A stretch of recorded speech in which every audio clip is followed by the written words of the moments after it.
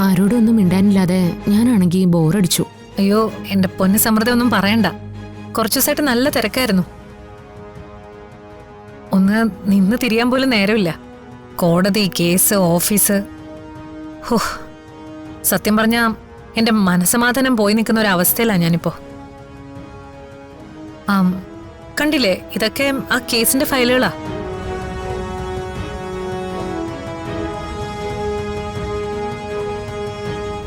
സമൃദ്ധി ഇരിക്കും, ഞാൻ കുടിക്കാൻ എന്തെങ്കിലും എടുക്കാം. അയ്യോ, എനിക്കിപ്പോ ഒന്നും വേണ്ട. അവന്തിയോട് കുറച്ചു നേരം സംസാരിച്ചിരുന്നാൽ മാത്രം മതി. എന്റെ എല്ലാ വിഷമവും മാറും.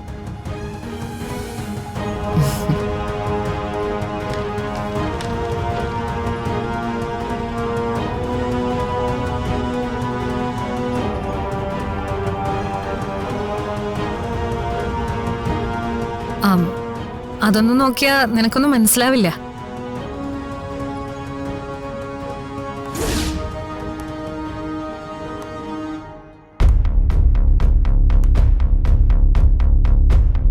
നെല്ലിശ്ശേരി കേസ് ഇതാണോ അവന്തിക പറഞ്ഞ ആ ബുദ്ധിമുട്ടിക്കുന്ന കേസ്? അത് വക്കീല് തയ്യാറാക്കിയ വെറും കടലാസുകളാ. ഇതൊന്നും നോക്കി നീ തലപുണ്ണാക്കണ്ട.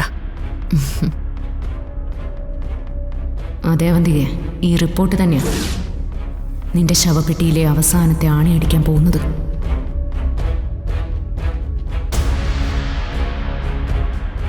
സമൃദ്ധ എന്താ ആലോചിക്കുന്നേ? ഒന്നുമില്ല. എന്തായാലും അവന്തിക സൂക്ഷിക്കണം. ആ സച്ചി എന്നെ ശല്യം ചെയ്യാൻ വന്നിരുന്നു. ഗോകുല അയാളെ പിടിച്ച് ഗേറ്റിന് വെളിയിലും ആക്കി. അയാൾക്ക് ശരിക്കും വട്ടാണല്ലേ? അങ്ങനെ അതിനെ വെറും വട്ടെന്ന് പറയാൻ പറ്റില്ല. മുഴുഭ്രാന്ത്. മറ്റുള്ളവരെ ശല്യപ്പെടുത്താൻ നടക്കുന്ന മുഴുഭ്രാന്തൻ.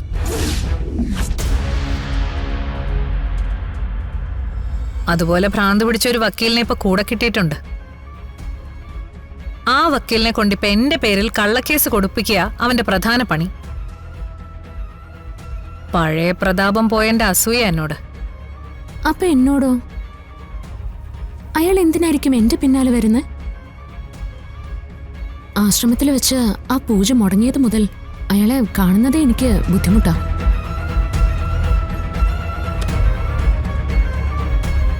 നീ പരമാവധി അവനിൽ നിന്ന് അകന്ന് നിൽക്കണം. ഈ കാണുന്ന പെണ്ണുങ്ങളെയൊക്കെ കയറി പിടിക്കുന്നൊരു ശീലം ഉണ്ടായേക്ക്. ഇനി നീ അയാളുടെ കൺമുന്നിൽ പോലും പോരുത്. ആ വീടിന്റെ 7 അയലത്ത് പോലും അയാളെ വരാൻ സമ്മതിക്കുകയും ചെയ്യരുത്. ആ ഭ്രാന്തൻ ഏത് സമയത്ത് എന്ത് ചെയ്യുന്നൊന്നും പറയാൻ പറ്റില്ല. ഇരിക്കെ.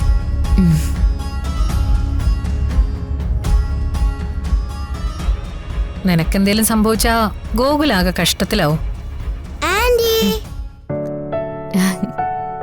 ഹായ് ചിപ്പിമോളെ, എന്തൊക്കെയുണ്ട് വിശേഷം? നല്ല വിശേഷം. മോളെന്താ ആന്റി വിളിക്കാതിരുന്ന്? എങ്ങനെയാണെങ്കിൽ ഞാൻ കൂട്ടുകൂടില്ല കേട്ടോ. വിഷമിക്കണ്ട, ആന്റി വെറുതെ പറഞ്ഞല്ലേ. ദേ ആന്റി ഒരു സാധനം കൊണ്ടുവന്നിട്ടുണ്ട്. Thank you aunty.